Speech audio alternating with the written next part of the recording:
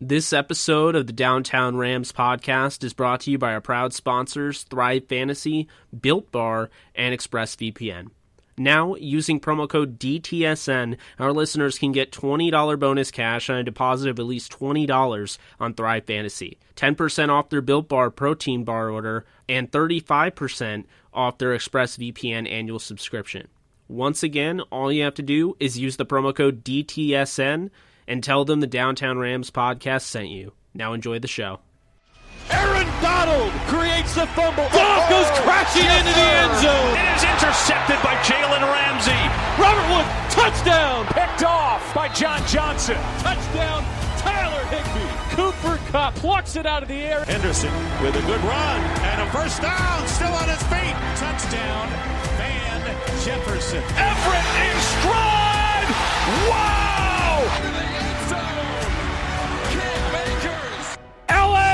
Play for the Lombardi. Welcome back to another Downtown Rams podcast. It is episode 326. I'm your host, Jake Ellenbogen. Joining me as always is Alexis Kraft. And we have a special guest coming on to be our expert this week for the Seahawks-Rams highly anticipated rivalry game here in 2020. We have former All-Pro, three-time Pro Bowl Seahawks linebacker Lofa Tatupu, who also is hosting the Bleav in Seahawks podcast. How's it going, man? We're really excited to have you on. And, like I said off the air, I've been a fan, even though you play for the enemy. I've been a fan of yours since, you were playing. So really cool to have you on. Hey, yeah, thank you for having me. I've been better. We were coming off a rough game, but hoping to rebound, unfortunately, against your Rams. So we'll see how it goes. Yeah, definitely. And before we get into all of the Rams-Seahawks matchup questions, I do want to ask you a little bit kind of about yourself and your career. I mean, you've gone from playing in the NFL to coaching and now podcasting. So you've been able to see the game from all different angles and at all different levels. So if you could just kind of briefly describe in your own words what your journey has been and what it's been like for you.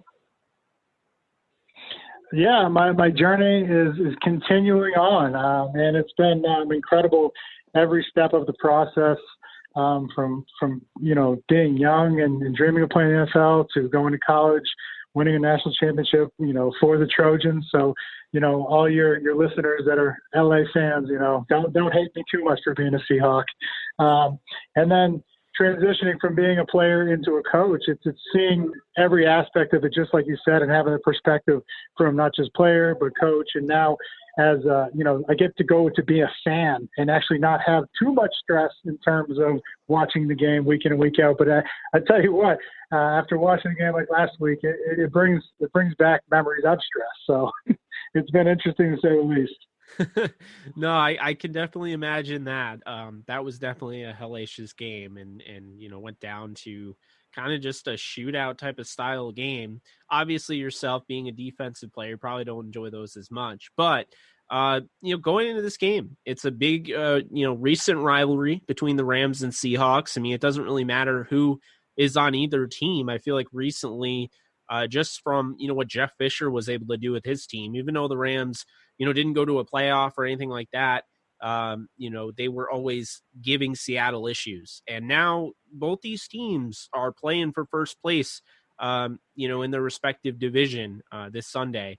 Before we even get into any of that, though, what was your feeling anytime you played a division rival? Because I have to imagine as a player, it just feels like a little different. I know, there'll be kind of this talk where it's just a football game. We play whoever's on our schedule, but come on now, you have to admit there's something different about a rivalry game. No, you're absolutely right. Every division opponent is a rival, and because you're always playing for first, and trying to represent the NFC West as best you can.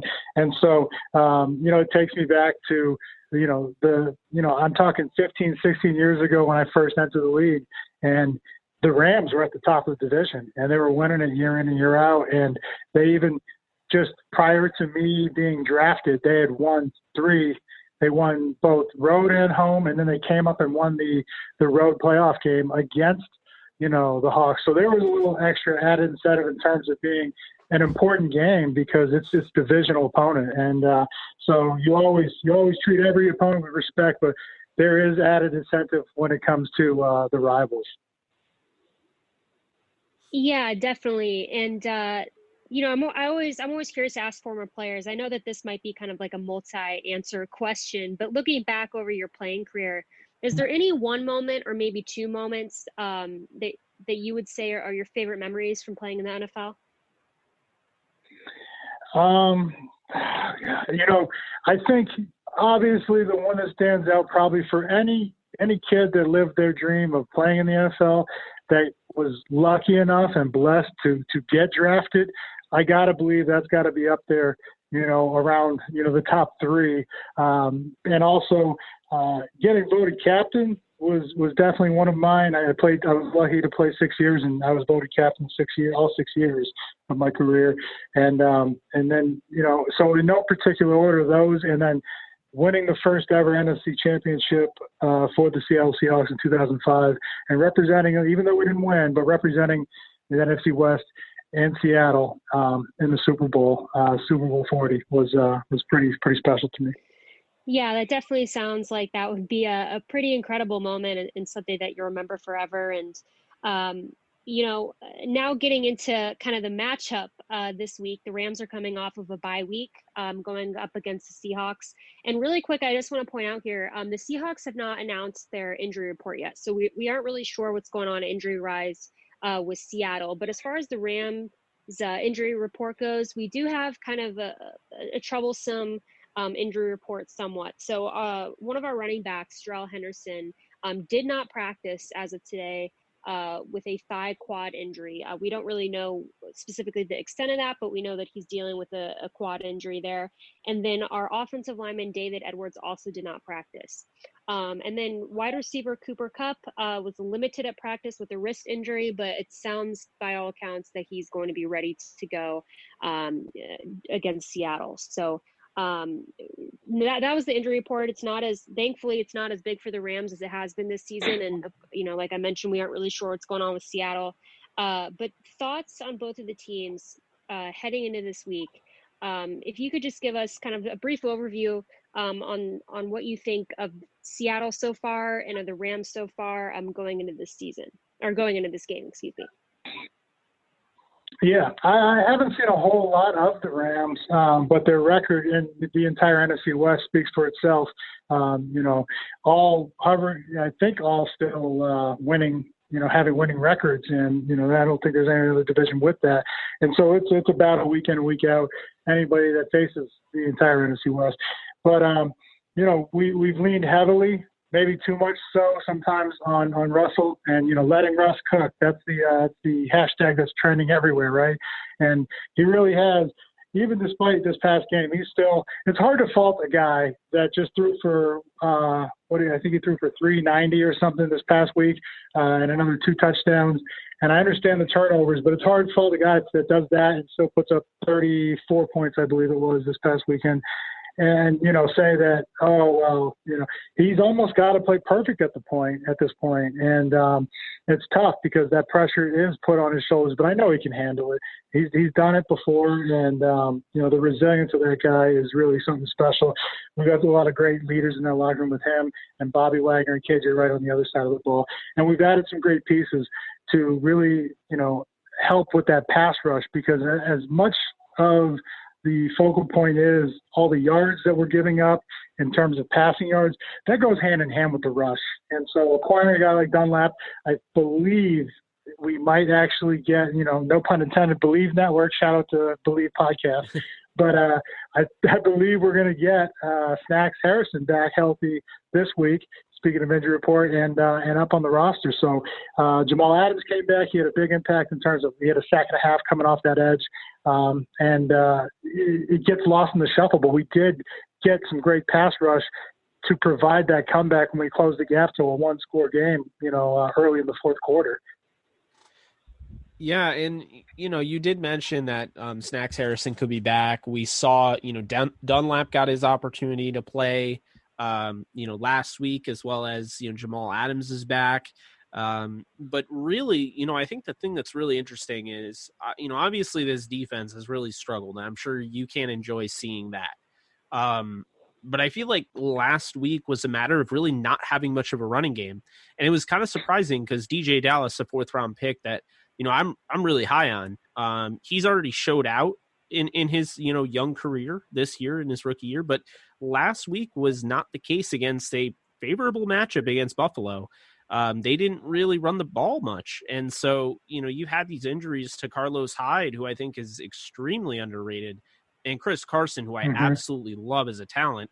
I think it's definitely hurt Seattle and has forced Russell Wilson more than any year, which is saying a lot, to really put his team on his back. So, in this one, I'm just going to ask you, we'll do a round table here. Who is going to have the better game, Jared Goff or Russell Wilson? I think this is an interesting question because coming off just one of the worst performances I've ever seen Goff have, he has such a great matchup and an opportunity to bounce back from what was a favorable matchup, or what should have been a win against the Miami Dolphins going into the bye. So how do you see this going, Lofa? Do you have, Jared Goff having the better game or Russell Wilson?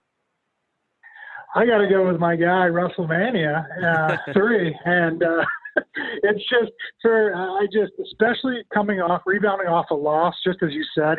And I will say that it's not by a big margin. I'll say he's going to outperform Goff because of the recent state of our pass defense, but also, Goff rebounding from a loss and then also having the bye week to maybe get a little extra film study in. So it's, he has no shortage of weapons with, Kupp and, Doug Gray, Robert Woods. So let's, SC, shout out Trojans right there.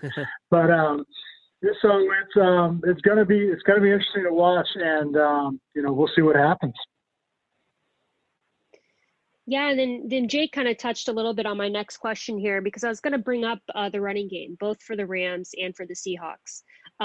So as far as the Rams go, we kind of have that running back by committee style going now, but Henderson has kind of been leading the charge for the Rams at running back, but it sounds like there's a pretty good chance that he could be out against Seattle. He's not practicing as of now. There's still, a few days to go, obviously, till game day, so that could definitely change. But so the Rams would theoretically, if he doesn't play, we would be left with Malcolm Brown and Cam Akers, who are solid running backs in their own right. As Jake mentioned, over in Seattle, you guys got kind of DJ Dallas and Carlos Hyde right now, and then Chris Carson, who I Bleav, Jake, correct me if I'm wrong, might not be playing in the game. Yeah, he's been battling some injuries with him. So has well, one thing I'll say, I did notice Pete Carroll said he's more likely to play and he's further along than Carlos Hyde. I don't think Carlos Hyde plays. Chris Carson might. Oh wow. Okay. Yeah. So I had those two mixed up. No, yeah, I actually don't think either of them make the game. I think we lean on Dallas, and the last game we fell behind early and kind of abandoned the run, just because that's what the game plan dictated at the given moment. And Russell Wilson's your best player, so you're going to put the ball in his hands. So there was no qualms about that. But in terms of getting the edge, you got to go back and look at the game that Malcolm Brown had against Dallas, and he runs the ball hard, he runs it well. Him and Akers, ton of respect for both of those guys. Henderson is that guy. He is a game changer that all those plays in college that, he took for 50 plus, 60 plus yard touchdowns is really what impacts the game tremendously. So, but I don't think they're really missing anything in handing it off to Akers or Brown. So I would give the Rams the edge in the run battle. But remember now, they are going against one of the stingiest run defenses in the NFL with the Hawks. I mean, it only got better adding Carlos Dunlap. Yeah, you are absolutely right. And grabbing, Snacks Harrison is going to help plug up that gap as well. Plus, I think Jarron Reed's playing fantastic football that just isn't getting enough credit because, you can be, we've seen it with Aaron Donald, you can be great, but if your defense is, giving up a lot of points, people aren't going to look over that defense and point out one guy that's really standing out. Unfortunately, I think Jerron Reed has kind of fallen into that category, and I think he has a chance to be a problem on Sunday. We'll say that. But biggest breakout offensive player on each team, Lofa. How do you see these two teams and on the offensive side, and who's that one player that can break out on each team? I would have to say the tight ends. With all the attention, with both receiving corps being so talented, it's kind of pick your poison, right? And kind of what the Hawks went to last week when we did start to come back, Hollister, Olsen, and Disley were really doing some damage over the middle. And that's kind of what I see for both teams. If the attention's paid to Woods and Cup, then the tight ends, Higbee, and then we're gonna, have a big day. And the same likewise for the Hawks. And I think that's where Russell was forced to find that mismatch inside when so much attention with Tre'Davious White and the talented safety duo of Poyer and Micah Hyde were really changing the game and making interceptions over there. So I see it more of an inside intermediate game rather than a big shot, big play game, which both offenses are known for. Yeah, and you bring up a good point about the tight ends, because I feel like going into this week against the Rams that the Seattle tight ends are going to do well. I just think looking at kind of how the Rams defense is played and covering tight ends, I think that, you mentioned Olsen and Disley in particular, and then Hollister, obviously, I think that they will play very well against the Rams. I mean, if you're looking at the Rams offense, I would imagine that either Cooper Kupp or Robert Woods is going to have a really big game, because that's typically what happens. One of them gets kind of all the attention, and then that leaves room for the other one to do well. So I think our receivers are going to have a pretty good game as far as the Rams side goes. But I kind of hope that Greg Olsen plays well because he is starting in my fantasy this week. Full disclosure. I knew it. Right on. Yeah, no, that's always the reason. You're just like, yeah, I hope this guy plays well on the other team that's going against mine because he's on my fantasy team. So my breakout offensive players in this one, I don't think the Rams really do a good job of covering Tyler Lockett. I love this secondary. I think that this secondary is phenomenal. I think this is maybe the best defense in football, but I think Tyler Lockett is going to be able to at least gash the Rams on one play. And I don't know if that will be enough or not, but I think that he's somebody that can absolutely break out. And I think, since DK Metcalf is DK Metcalf is just so out there. You can see him. He's a big body receiver. He's hard to miss. I feel like Tyler Lockett gets overlooked because he's not physically imposing. And so, Can I point out something real quick, just because we're talking to a Seahawks guy? I will never forgive the Rams for not taking DK Metcalf. I will never forgive them. You and 30 other teams, right? Because we were the one that actually took them. Well, Jake and I were live streaming that draft, and I was throwing things at the TV at every team that didn't take him. I literally couldn't believe it. Well, he was my favorite. He's everybody's favorite. But I mean, the only thing that dropped him in the draft was injury history. And then you pair him up with a guy like Russell Wilson, who not just taking care of himself, but is one of the toughest football players I've seen because hasn't missed a snap. I've watched him play through a partially torn pec, grade 2 strain. And then I watched him play through a grade 2 MCL sprain. He didn't miss a snap of practice, never mind in the game. And so when you pair that up, if that's your quarterback doing that, what do you think it does for the rest of the team in terms of respect and hey, I got this. I'm going to overcome this injury and, I'll get back as soon as I can. And that's the mentality is for all those guys. That's a great point. I mean, it makes it really hard to say, yeah, I'm sitting out with a hamstring issue when Russell Wilson's going out there with a fractured ankle or something. I remember he played that game with a sprained ankle against the Rams, had no mobility. And he still made the most of it. No, he's he's one of the greatest quarterbacks I've ever watched. I mean, he's just Absolutely phenomenal. And I still think somehow he's underrated. It is crazy to think that way, Yeah. but I do think that's the case. But I think, with DK Metcalf, I think he has a chance to be the best receiver in the NFL. And so I think the reason I'm saying Lockett is because I feel like as great as Lockett is, teams just do not give him the same attention, and they're not going to, because he's just not as physically imposing.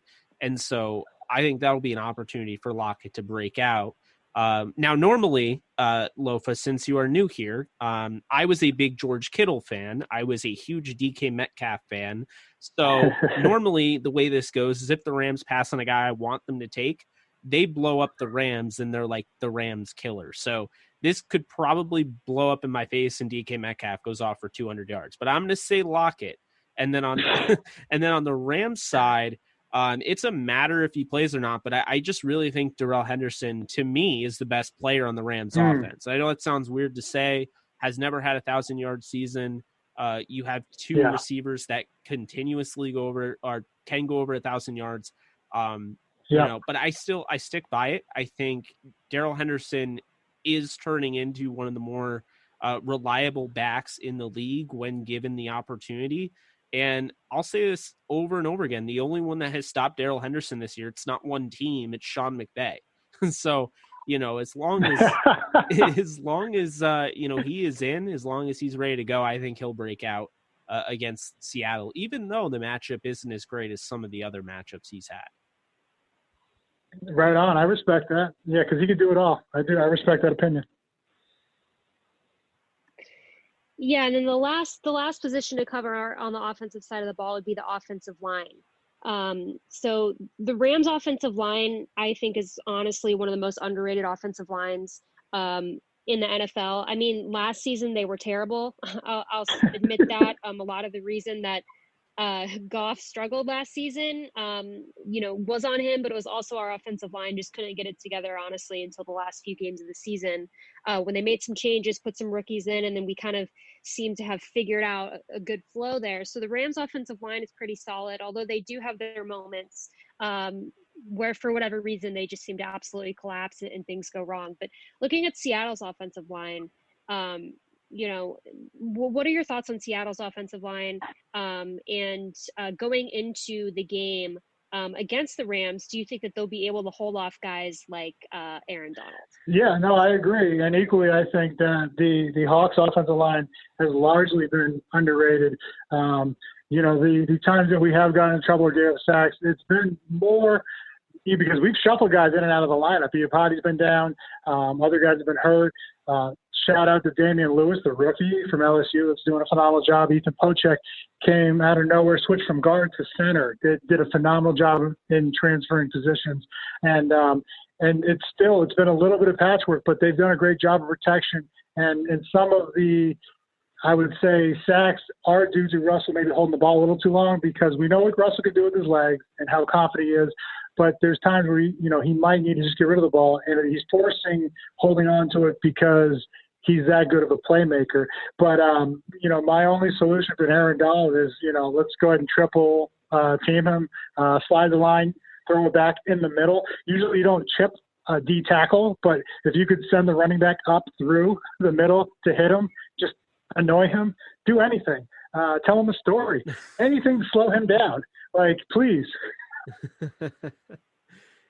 Now, I'll say this before I even get into, who I think has the better offensive line heading into this. Spoiler alert, I think it's the Rams. But anyway, I want to get your thoughts, because the way you just said, you were talking about Aaron Donald. I just want to know, do you think he is the best defensive player ever? Ever? There was a guy named Lawrence Taylor that was pretty good. I know.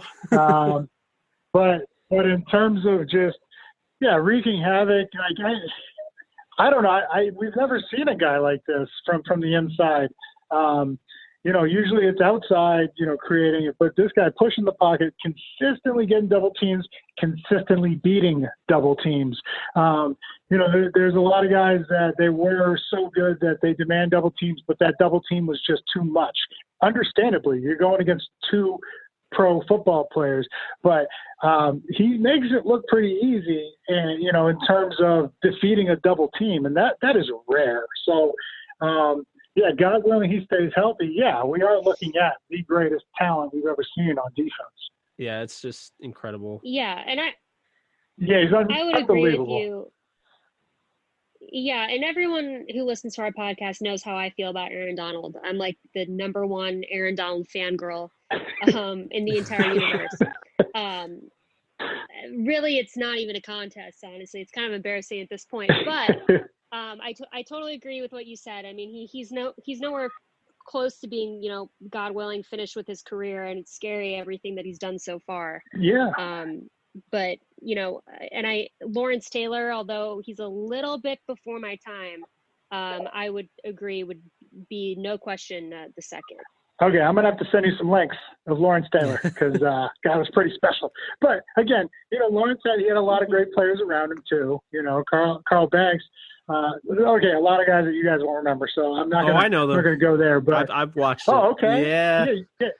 I saw this call coming from New York. No, I'm not a Giants fan, but I definitely know my football history. Oh, I'm not a Giants fan either. Nothing, not even close. But I'm a Lawrence Taylor fan. Everybody is in terms of what he did on the field. But yeah, absolutely. That's what we're talking about right now. Just a guy in a class of his own. It's approaching that status, and a guy that can create on his own. It's everybody gets better playing next to Aaron Donald, and it's incredible watching him. It's terrible watching him playing against my Hawks, but it is incredible watching him every other week. No, I hear you, and I think it's funny. I don't know if you've heard. I'm sure you have, but I've heard people used to be like Lofa Tatupu, undersized linebacker, right? Aaron Donald, undersized defensive tackle. Have we learned anything about size? Russell Wilson, it does crack me up how we focus so much on height nowadays. And it's what is the height going to do at, defensive tackle?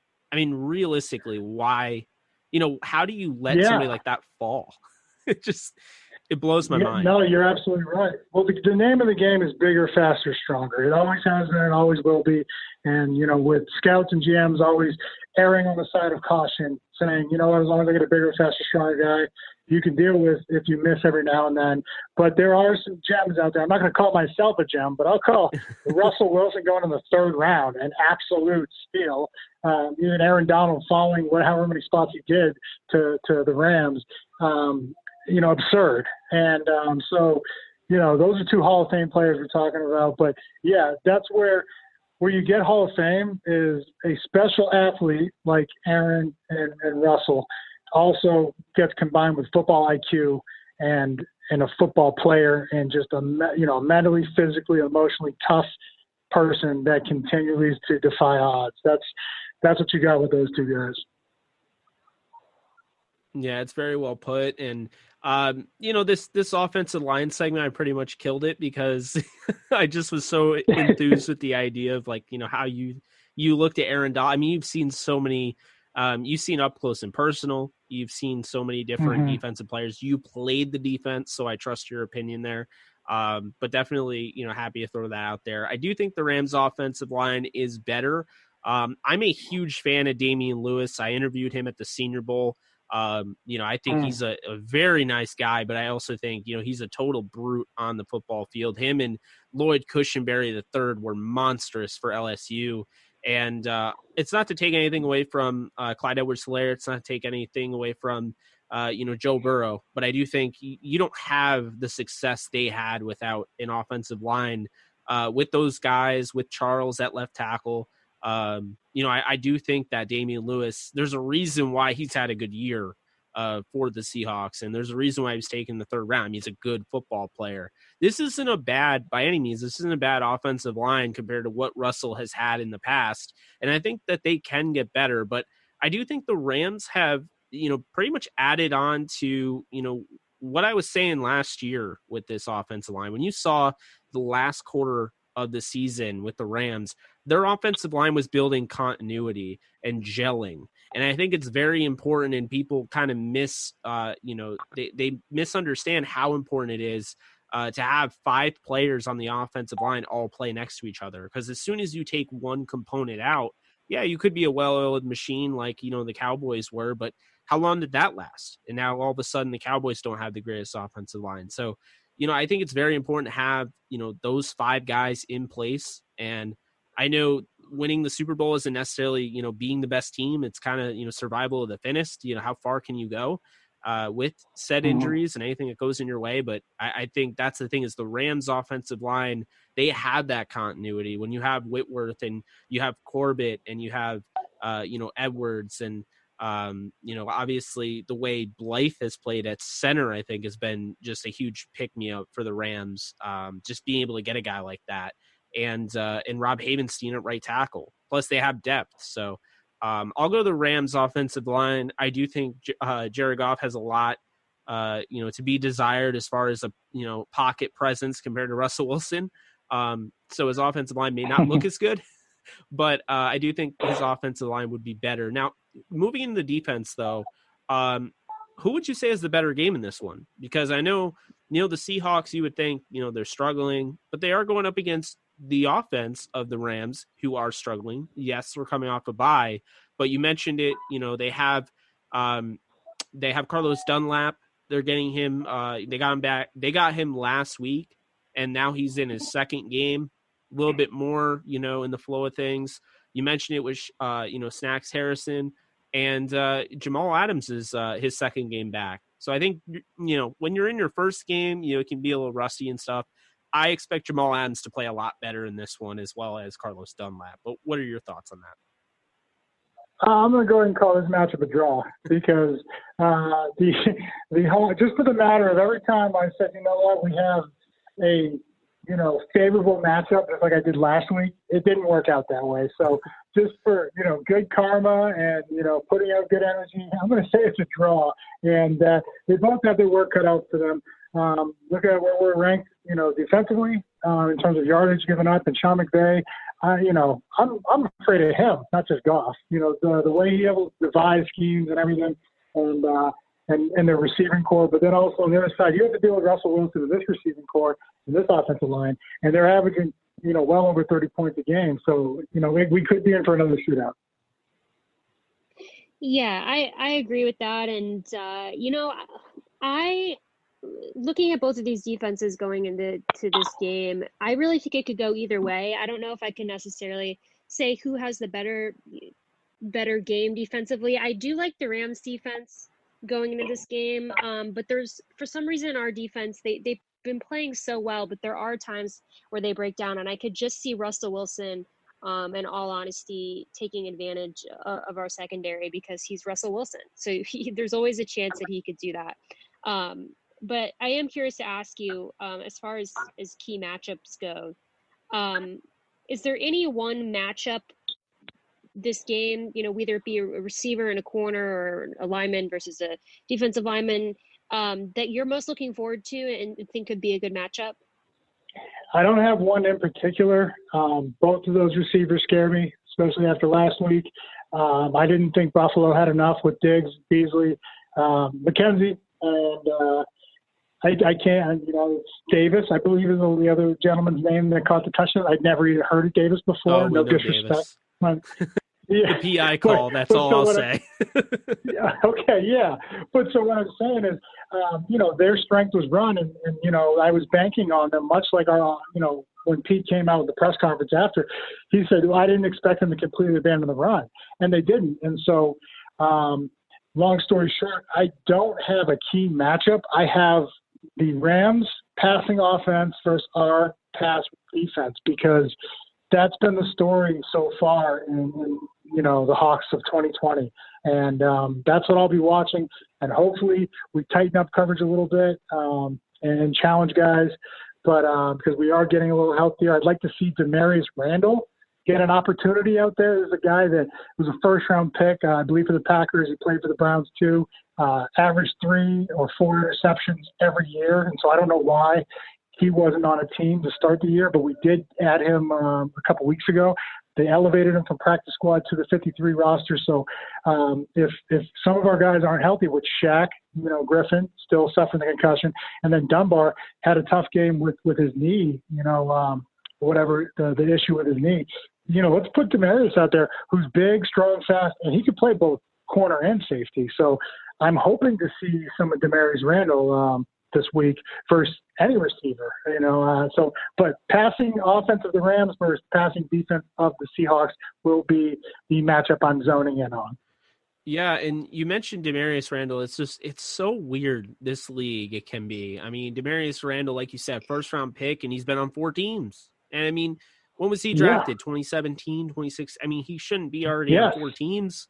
He's produced. No. So produced and played well. Yeah, so I don't really know, what's going on with him or why, that's happened. But, I like that you point him out, though. I saw that, and I saw they got DJ Reed. I don't know when they got him, but I do see that he's also on this roster. We added DJ Reed 2 weeks ago to play the week we were playing San Fran, his former team, and he got his first career pick, in the nickel position, playing sub defense. And so, I slide him out there and let him challenge some guys. But, is he the solution at outside as a, top corner? I don't know, but, let's find out. If guys aren't healthy, give the other guy a chance. Look at what happened with Ryan Neal. This is a guy that was on practice squad for 2 years with Atlanta that nobody knew about. He comes here, his first 2 games, he has 2 interceptions. So he just needed the opportunity. And, but now with Jamal coming back, we're going to have to get creative and put Jamal more in the box on that sub position, sub down, and let him rush, because that's what he does best, and put Neal back there at safety to play some coverage. See, I like that you mentioned Jamal Adams, and here's why. My next question for all 3 of us, who is the biggest breakout defensive player on each team for this game? Because for me, I'm going to say Jamal Adams for the Seahawks. I think they're going to blitz Goff with Adams, and I think he's shown that he can be all over the field. He's the best safety in the league, in my opinion, and I think he could blow up this game. I mean, if he gets an opportunity. As far as the defensive side, I'm going to say another safety, a guy that's coming back, and that is Jordan Fuller. He was on IR. He's a rookie 6th-round pick that, plays like a first-round safety. So, he brings the tenacity to this defense that I just feel like as soon as he left the defense and he got hurt, I just didn't see the same. So it'll be good because you bring in Jordan Fuller, and once you bring him in, he can go back to starting next to John Johnson, and you have your safeties there. But you can use Taylor Rapp more in the box where he should be. And more importantly, without Terrell Burgess for the year, the Rams are kind of, they still have depth, but they're getting to the bottom of their depth. So now that they have Fuller back, it makes things a little easier. So I think Fuller and I think Jamal Adams will be the 2 breakout defensive players. Without saying Aaron Donald, he's disqualified. You can't say him. No, not at all. That is my guy. I'm doing Aaron Donald. He is a problem. He spent the whole 10 minutes talking about how awesome he is. So that is my guy on their side. And then on our side, I'm going to agree with you on Jamal Adams. The 3-4 games he's been active, he has 3.5 sacks. And I mean, so production's through the roof. Let him do what he does best. Let him rush. Yeah, I mean, I think Aaron Donald's going to have a big game. He typically, seems to have an edge to him when he goes up against Seattle, the division rivalry I've noticed. But I also think as far as the Seahawks go, I agree with Jake. I think Jamal Adams is going to have a big game as well. But now that we've kind of broken down the offense and the defense, I do want to get into stat predictions because these are always pretty fun. And I can go first. I mean, my stat prediction here is I think that the Rams are going to get 2 sacks, and I also think that the Seahawks are going to get 2 sacks. in this game. But I also think that the Rams are going to get an interception, and particularly I think Jalen Ramsey is going to get an interception this game. He missed the game against the Dolphins with an illness, so I think he's going to come back hot, and I think that he's going to want to do something, and I think that he's going to have an interception. But do you have any stat predictions going into this game?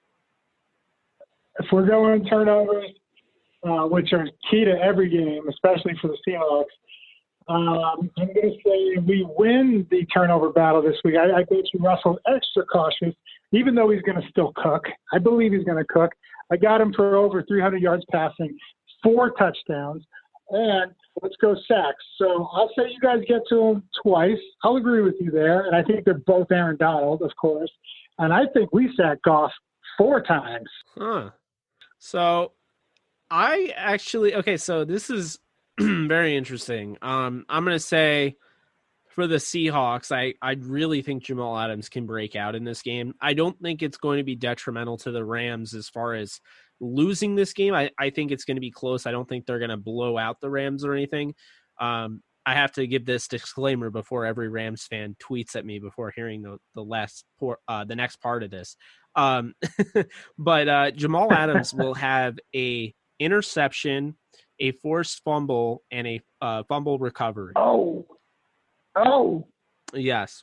Oh my God! I think that'll be on a sack with Goff. I just think this is the type of guy that you need for your defense. I mean, he changes the culture.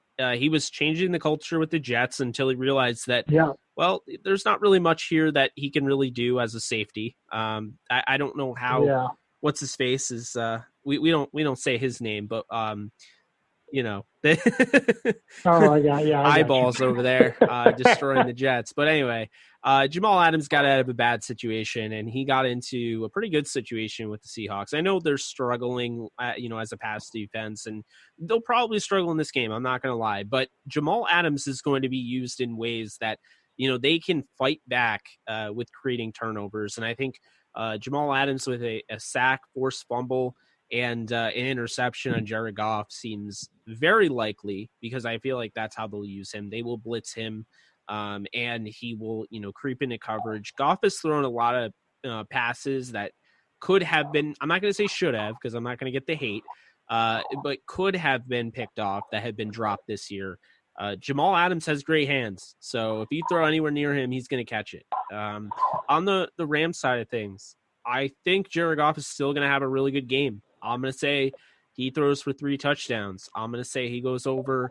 I'm going to say he hits 380 yards, and I think I think it's possible. But one thing I'll say is, and I'm already regret thinking about this, but I've said this so many times, Lofa, but Van Jefferson is finally going to have his breakout game. I've said this 6 or 7 times this year, so that means there's only 3 weeks I haven't said that. Van Jefferson, their second-round pick out of Florida, he is going to break out in this game. I can see it. Wide receiver. What position does he play? Oh, of course.